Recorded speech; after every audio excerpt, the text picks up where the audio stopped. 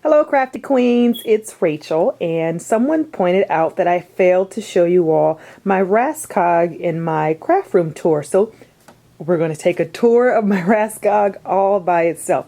My Raskog started off as a Project Life kit, but because I cut all of my paper down to 4x6 and 6x6 paper, it didn't make sense for me to store my paper, my cards here. So instead I use my Raskog as my art cart. So it houses all the supplies that I would need when I pull out my mixed media, stuff, or when I'm doing painting on canvas, or if I'm doing my art journaling. Okay, so I know you probably want to be a little more detail of what's in my Raskog, and so I'm going to show you level by level. So let's just go overview how I have it set up. It's a typical Raskog. It's the grayish slate, which is good. It kind of coordinates with my room. On the side, I have, as I fall down the steps, on the side I have these little red and black containers. I have 6 of them, and I think I have 4 on the other side. Probably could use 2 more, but I wanted to see if I could find a basket, a different type of basket. So I have these baskets, and then I also have these magnets. I'm just going to show you the organizing tools that I have first. I have these magnet containers. 2 of them you see are empty, but I'll tell you what's in that one. Then I have these other magnets here, magnet containers that I got from Target. I have a lot of those. And so that's kind of the overview of my Raskog. Now let's see what each one has. So on the top layer, I have all of my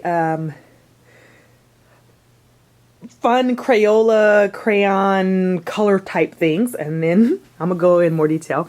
And then in the middle level I have my media, my mediums, and my specialty tray. I can't wait to show you what's in there. And then on the bottom I have more mediums, decoupage, and stuff like that. So let's just go level by level. Okay. So I have these 2 containers. They're stackable containers. This one is a stackable, and I have another stackable. And then I have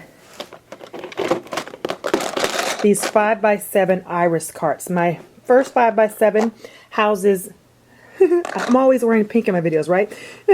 Anyway, my first one houses my Inktense art pencils, and my second one houses my Prismacolor colored pencils, and I think I have some Strattler colored pencils in here as well. Okay, of course, nothing ever goes back like it's supposed to when you're recording, right? Okay. Oh, these cute little crown, they're actually votives. I can never really say that, but you know, the little things, the tea light holders. I actually put water in here when I'm painting, and it's a cute little water jar for me. Okay, so let's try to get this one up on the table. Okay, that's not going to work. All right, let's just do it right here. All right, so this first one houses, let's see, so you can see what it is. It's Inkago metallic rubs. I adore these, but let me just tell you in a recommendation for people who are building their supply stash. I didn't go out and buy everything at one time. That would cost just tons of money. But you build your collection over time. So anytime a store offers a sample size, get the sample size and see if you like it. Or buy one color and see if you like it, and then over time buy the other colors. But I buy these, I get them at Joann's or Michael's. Usually I get them at 40% off. One of the coupons or something, but they're wonderful. They're almost like a blush, but you can rub them on your mixed media and in your art journal. They're fast. They're fun to play with. Okay, my second level. Sorry, the second level has silks. Now, if you've never used silks, I suggest you go to Michael's and buy one of these little ones that they sell. Buy one of the little ones, because then you can try it out. But they're wonderful. The color is it's so pigment rich. It's a semi-gloss acrylic glaze, and it just dry. I mean, it's beautiful. They're absolutely beautiful. The colors are amazing. the way it stays on the page is amazing. Okay, so then I also have these. I got these on clearance at Hobby Lobby one day. Couldn't believe it, but they're basically, it's modeling paste that's already been colored. So this one has a pearl color, and that one is a gold color, and then I have this like black. I don't know if you can pick that up, but it's like a it's my trash. It needs to be dumped. It's a black slate with this like silver glitter in it. It's awesome. So okay, so that's what's in that one. The next level has my Pearl X, all my little Pearl X's, and my Perfect Pearls. They're all in there. So that's what's in that one. Now, what's in this next one, as I make a mess, are these like metallic watercolors. They're really great. This one is actually very cheap, and you can get it at Michael's. But the colors are amazing for it to be so cheap. And then this I've had forever. They're like metallic rubs.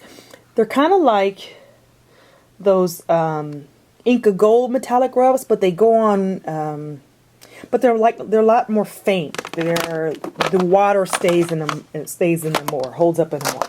Oops, sorry. Okay, so this next one are my water soluble crayons, my Neo Colors. These are the best watercolors. I mean, amazing. The pigmentation is just absolutely amazing. And then the reason I keep this one in the tin is because this one are water resistant. And so rather than get them mixed up with the water soluble ones, I just keep them in their own little container. Okay, and then lastly are my my oil pastel crayons. And that's what's in the last one. Okay, on the second level, I have all of my super cool texture items that I find around the house. This is like the funnest thing for me to do. As I'm walking around my house, I look around the house with different eyes. So when I see stuff about to go in the trash can, I go, can I use it in my art journal or in my mixed media? And so I have binders. They make great shapes. You just run these through paint. I have paper towel. You always need a paper towel holder. They make great shapes, circle dots, but they also, you put rubber bands, you can paint on them. I showed you those kind of things. I probably should do a whole video just on this, but anyway, yeah, let's just do that. But I have tons of goodness in here, bottle caps, perfect circles, just lots of stuff to make texture when I'm doing my art journals. But I'm going to do a whole video just on what's in here and actually give you some demonstrations. How about that? Okay. And so the next thing in here are my mediums. So I'm going to pull this out. Carefully put it on the table without spraining my arm, right? And these little containers. This container I got from Staples or Office Depot. It's one of those, really useful boxes. Exactly, right? And as you can see, it's the one that's designed for 10 envelopes, but it fits perfect in your Raskog, and it's deep. So in here I have lots of mediums. I have black gesso and black acrylic basics, I got retarder. I've got some Claudine Helmuth Studio extra time. Can you see that? There we go. Extra time slow drying medium. I've got I think I told you about that. I've got some white gesso, some black gesso. I've got some translucent embossing paste. I really want to get the gold one, but I don't know. Haven't got it yet. Whoops, as I flip, I've got regular gel matte. This is getting kind of empty. I've got regular gel gloss. This is also getting rather empty. I've got some acrylic glazing liquid.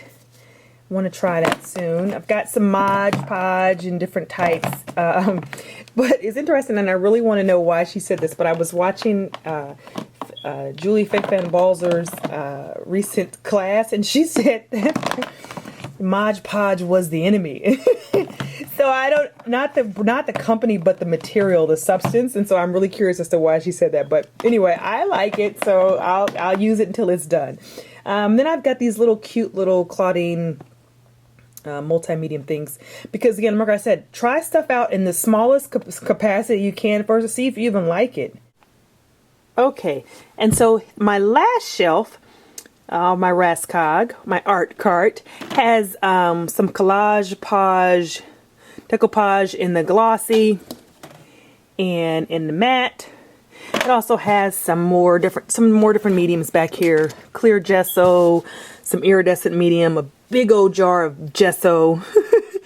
I have this cute little, this is really cute, Faber-Castell water cup. And when I travel, this actually comes with me because it folds down so cute. Like if I'm in the hotel and I know the guys are playing golf all day, I have this and I could do some art. And these are my little palettes. And then this little brush pan is pretty nifty, but this is what I want you to see. I'm actually going to bring them out so that you can see the beautiful colors in the collection of colors. Okay, now these containers I get in the jewelry bead section, but they are perfect to store all of my twinkling H2Os. And you really can't see the color unless I turn them sideways. So just so you see real quick, aren't they beautiful colors? Yeah. I saw a lady, she had a cute storage solution for these. She put them on CDs and created like a palette, which is a good idea. Kind of like you do for makeup. But anyway, that's my twinkling H2O collection. And the way I have them stored for me is I have them stored like this, not because I need to see the color, but I read the titles and I come in here and flip them over. And I'm sorry, you probably really don't want to see all of me flipping, but anyway, this way you can read the backs of them and get them out. But twinkling H2Os are a must-have. They are one of my favorite supplies. Again, when I first started, I bought 2 solos, tried them out, liked them. And then I started building my collection, and get them on clearance if you can, or with a coupon. And then this last thing of colorful thingies in my art cart is my colorful embossing, what do you call that? Embossing glitter, I guess, or whatever that embossing substance is called. These are my colors, and they're old school. Like I've had these since like, wow, 2000 something, 2005 maybe. And I don't really use colors that much. I tend to use, my main stack is over there. And if you haven't seen my other part of my video, go back and watch my craft tour and you'll see these things in my craft tour. But I tend to use those colors more. But these I have because you never know when you want to emboss something in red. Okay, so that would be the third shelf. Okay. On this side of my Raskog, I have supplies I use. And so I've got some gloves, because I'm going to get real messy. I will put on plastic gloves, although I really don't mind getting my fingers dirty. But sometimes, you know, if I know I'm going somewhere and I won't have time to paint my nails, then I'll put these on. Okay, and then I have these little dippers. I don't buy them in the... Look around, especially like when you go to Hobby Lobby, go outside of the paper crafting aisle. They tend to overcharge us in the paper crafting section of the store. So if you go to another section of the store, you might be able to find these, or even at the dollar store sometimes. Just be open. Know when you go to the store, like a dollar store or even like a hardware store, be open to find different stuff in different places. But anyway, these little droppers, you can put inks in them and drop ink on directly. You can use some of your Delusion ink sprays or your color shines and put drop ink on them. But what I really use them for is I make some of my own inks using my gelatos. So that's what I got that for. I have this little roller that actually goes on top of your craft paint. You just screw it on and roll your craft paint. Then I have some bottles to make my own mists. A lot of little bottles to make mist, and to keep my stuff wet. Sorry, I was out of screen, I think. And then this last one is if I'm making a color, like I make flesh tone, because I don't find a lot of, let me say, I need some brown girl flesh tones, and so I have made some, and I'll show you that now. All right, home stretch of the Raskog of my art cart. And so at the top, and this, I'm sure as I continue to play, this will get moved around a lot. But right now it houses some of my India ink. Probably should go up in the store, but right now it's here. And then I have my watercolor pens, and you're probably like, why does she have so many? Yeah, well, I would have loved to have had all of the Rangers, right? But like, really, who can afford 20 of these, right? And you're probably like, well, why do you need so many? Well, I watched a video by, what's her name? The lady who makes Delusions. And what she does is she fills these up with Delusions, and then she can use her Delusions to color like a marker. So I like that idea, and I want to try that idea, but I didn't want to spend $9 on each pen. To me, that was a little excessive. So I found an alternative. I could get like 3 of these for $5 at Joann's. And if you get a coupon, it's even less than that. So I'm building this collection so that I can make my Delusion markers. And then I also have, these are new, I believe. They just came out with these. But basically you make your own markers out of ink. So you take your inks and you put them in here, and you make these fat tip markers. And I think it's got 2 tips. It's got a brush tip and a fine point tip. Yep, it's got a brush tip and a fine tip point tip. But you use some of your inks, you pour your ink in here, and now you have another marker. So I like that they're trying to make stuff for us to make them easy for us to use. So that's my, as my kids call it, my robot. That's my robot, or my art cart, and I thought I would share it with you. Hope you enjoyed my little tour of my Raskog. If you haven't seen my craft room tour, please take a visit. I enjoyed all the comments and the questions about my room.